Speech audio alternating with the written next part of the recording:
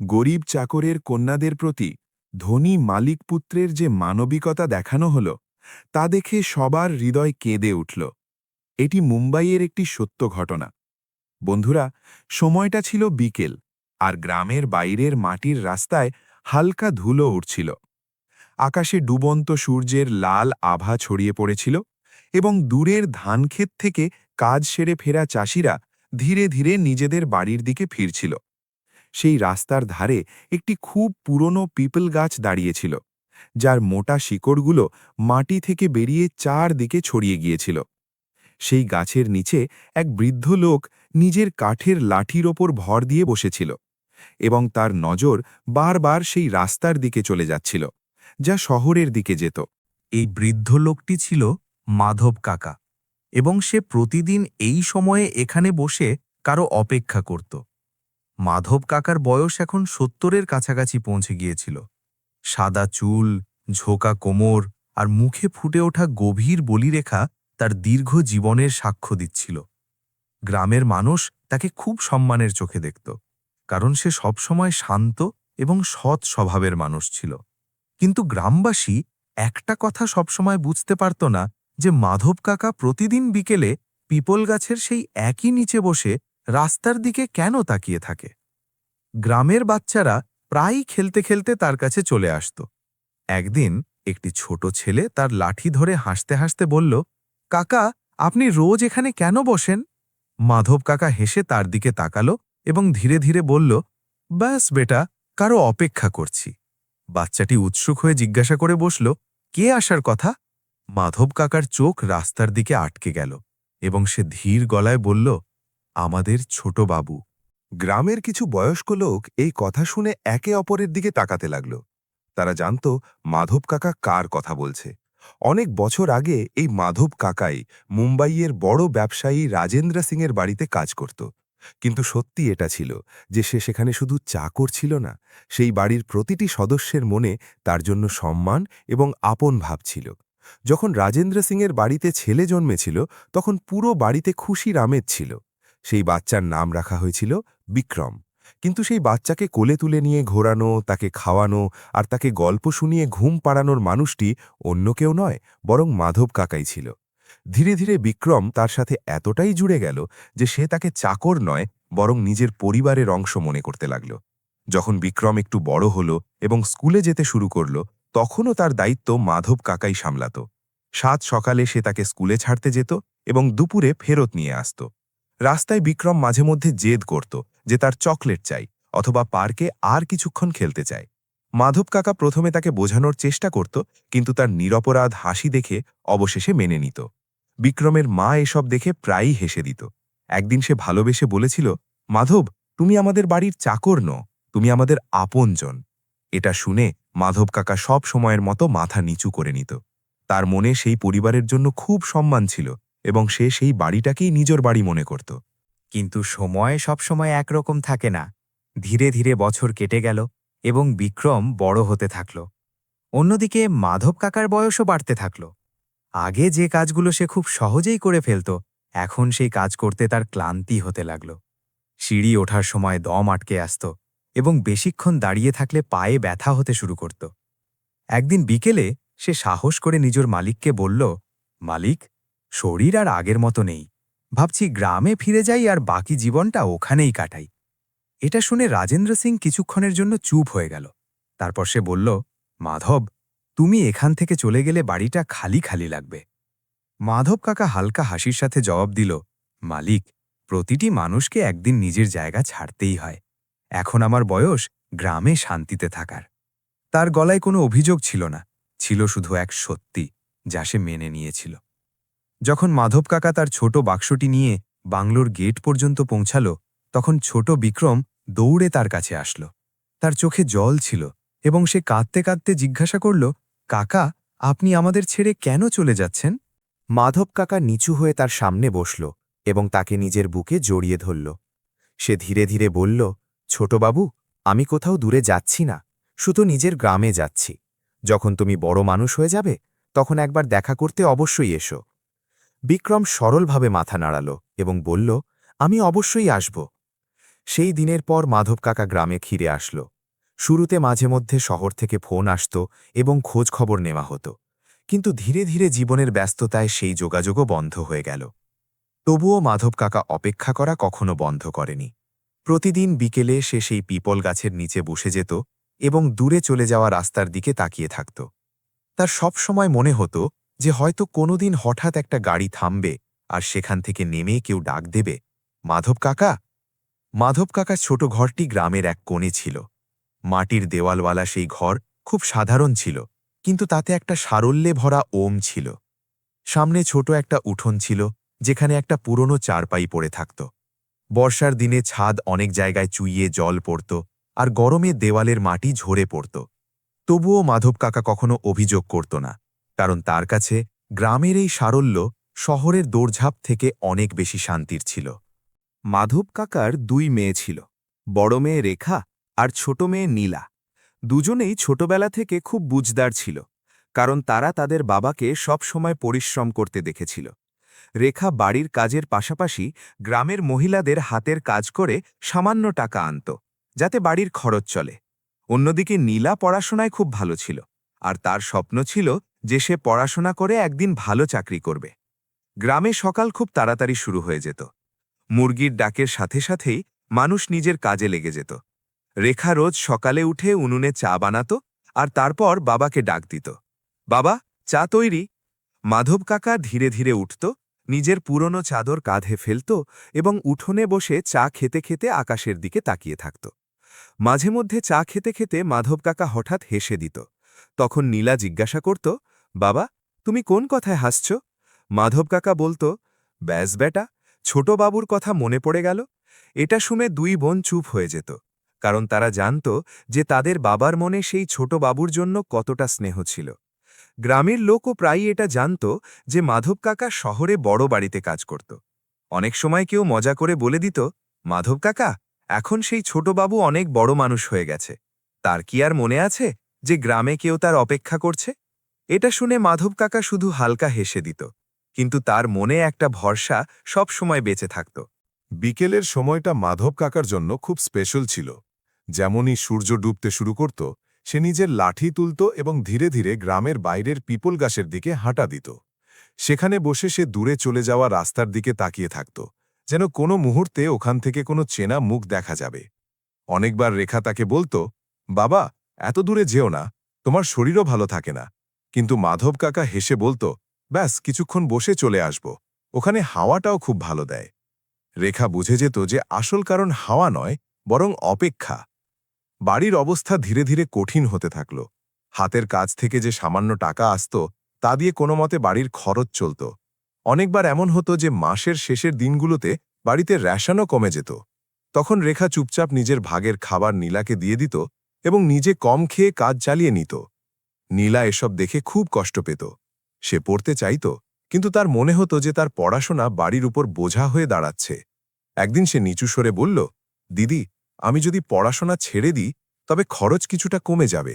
এটা শুনে রেখার চোখে জল চলে আসলো এবং সে তখনই বলল, না নীলা, তুই অবশ্যই পড়বি।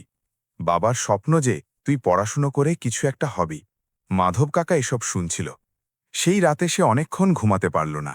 তার মনে হচ্ছিল যে সে নিজের মেয়েদের জন্য ততটা করতে পারছে না যতটা একজন বাবার করা উচিত।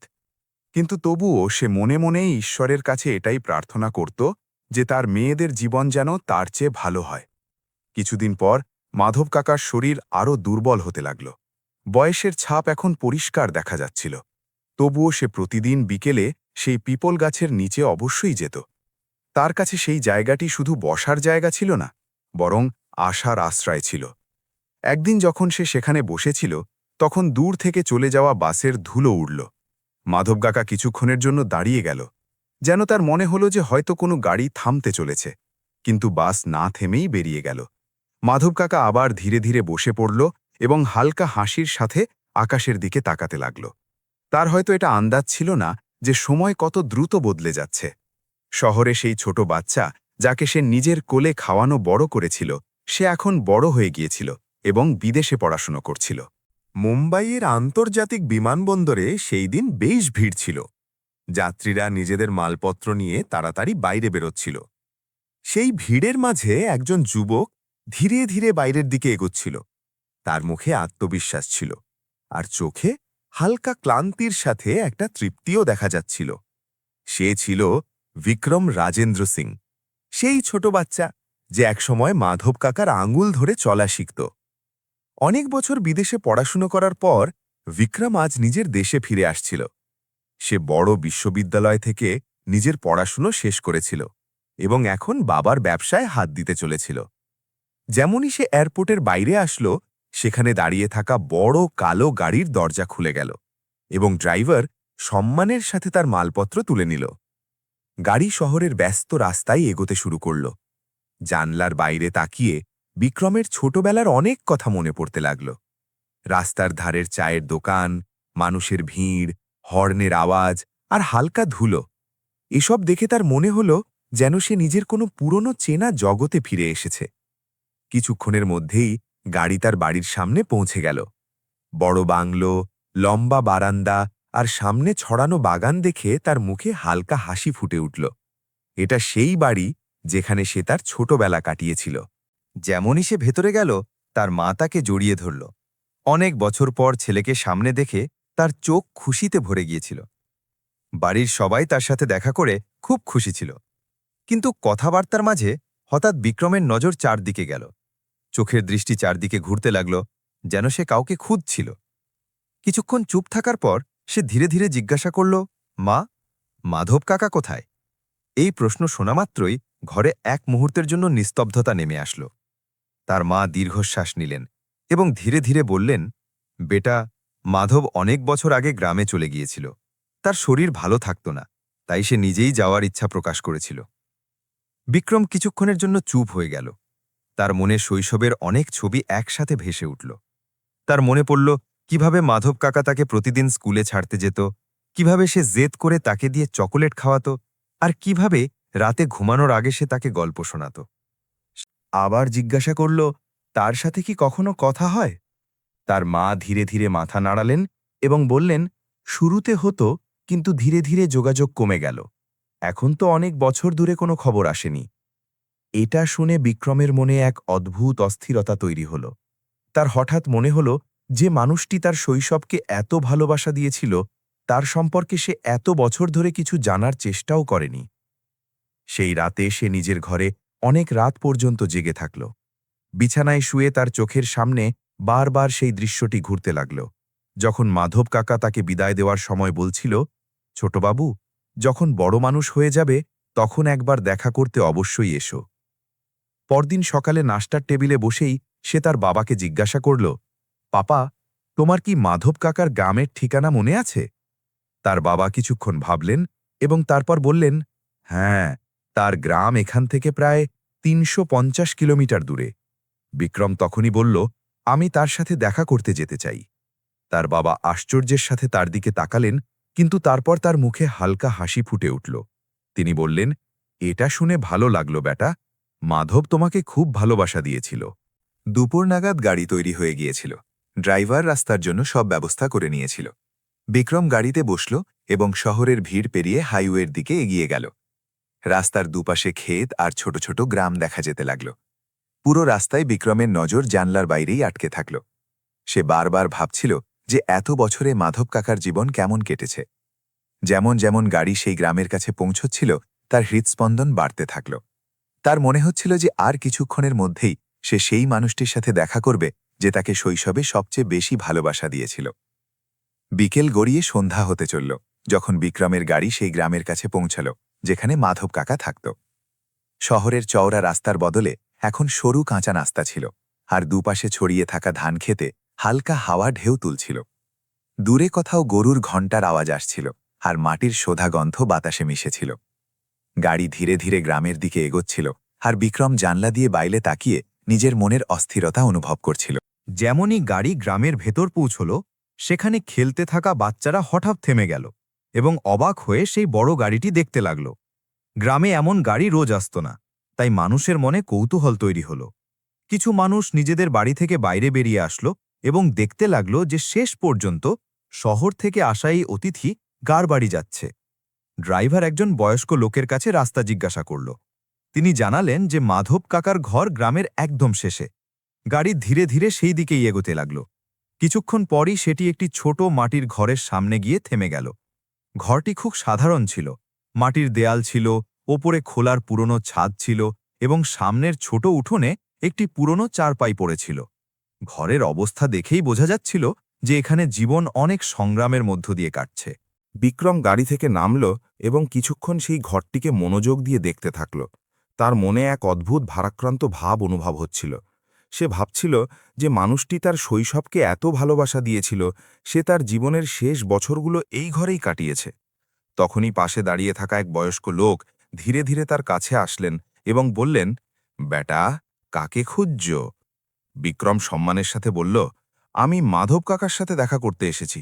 তিনি কি এখানেই থাকেন? এটা শোনা মাত্রই সেই বয়স্ক লোক কিছুক্ষণের জন্য চুপ হয়ে গেলেন। তার মুখে হঠাৎ বিষণ্ণতা নেমে আসলো। তিনি দীর্ঘশ্বাস ফেলে ধীরে ধীরে বললেন, বেটা, তুমি হয়তো দেরি করে ফেলেছ।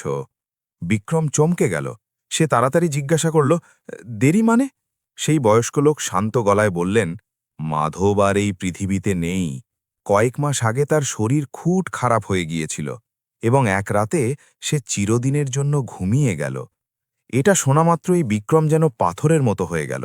তার মনে হল যেন হঠাৎ তার পায়ের তলা থেকে মাটি সরে গেল। সে কিছুক্ষণ সেখানেই দাঁড়িয়ে থাকল। তার চোখের সামনে শৈশবের অনেক স্মৃতি একসাথে ঘুরতে লাগল। ঠিক সেই সময় ঘরের ভেতর থেকে দুটো মেয়ে বাইরে আসলো। দুজনের পোশাক খুব সাধারণ ছিল এবং মুখে ক্লান্তি পরিষ্কার দেখা যাচ্ছিল। বড় মেয়েটি ইতস্তত করে জিজ্ঞাসা করল, আপনি কার সাথে দেখা করতে চান? বিক্রম ধীরে ধীরে বলল, আমি মাধব কাকার সাথে দেখা করতে এসেছিলাম। আমি শহর থেকে এসেছি। এটা শোনা মাত্রই দুই মেয়ের চোখে জল চলে আসলো। বড় মেয়েটি নিচু স্বরে বলল, আপনি কি ছোটবাবু? বিক্রম অবাক হয়ে তার দিকে তাকালো এবং মাথা নাড়ল। মেয়েটির চোখ থেকে জল ঝরতে লাগল। সে বলল, বাবা প্রায়ই আপনার কথা বলতেন। তিনি বলতেন যে একদিন ছোটবাবু অবশ্যই আসবেন। বিক্রমের চোখও ভরে আসলো। সে জিজ্ঞাসা করল, আপনারা মাধব কাকার মেয়ে? মেয়েটি বলল, জি, আমি রেখা, আর এটি আমার ছোট বোন নীলা।